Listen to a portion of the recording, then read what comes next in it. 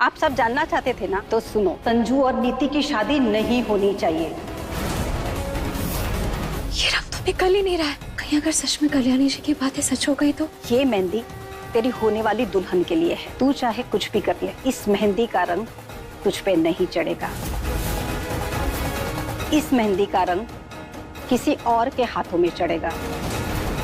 कहीं मेहंदी का ये रंग मेरे मकसद को पूरा होने से रोकना थे। परिणीति सीरियल के आने वाले ट्रैक में हमें हाई वोल्टेज ड्रामा देखने को मिलने वाला है।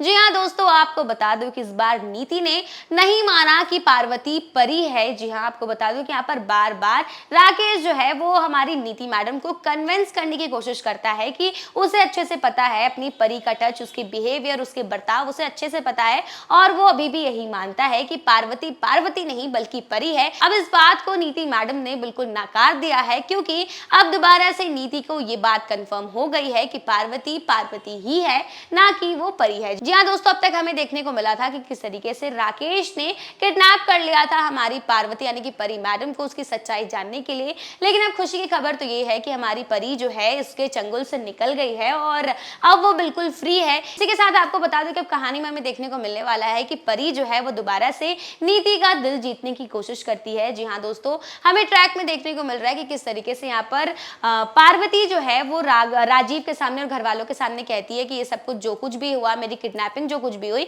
वो नीति की वजह से हुई। पहले तो हमें लग रहा था कि वो उसे ब्लेम कर रही है, लेकिन यहाँ पर पार्वती जो है वो नीति को मैनिपुलेट करने की कोशिश करती है। जी हाँ, आपको बता दो कि यहाँ पर पार्वती ने सबके सामने ये कहा कि जिसने भी मुझे किडनैप किया था वो मुझे नहीं बल्कि नीति को नुकसान पहुंचाना चाहता था, या फिर नीति की वजह से मुझे किडनैप किया गया, क्योंकि बहुत जल्द नीति की शादी होने वाली है राजीव के साथ और उस शादी में रोक टोक करने के लिए जानबूझकर मुझे किडनैप किया गया, क्योंकि मैं नीति की दोस्त हूँ, अगर मुझे कुछ होता है तो शादी भी रुक जाएगी। इस वजह से किसी ने मुझे किडनैप करने की कोशिश की थी। और ये बात सुनकर भाई सच्ची में नीति जो है वो पिघल जाती है और उसे दोबारा से भरोसा हो जाता है कि पार्वती पार्वती ही है, ना कि परी है। मतलब आने वाले ट्रैक में हमें ये भी देखने को मिलने वाला है कि इस बार हमारी परी मैडम ने कसम खा ली है कि वो नीति की शादी राजीव के साथ बिल्कुल भी नहीं होने देंगी। well, अभी देखना बेहद इंटरेस्टिंग होगा कि अब हमारी पार्वती यानी कि परी कौन सी नई चाल चलने वाली है।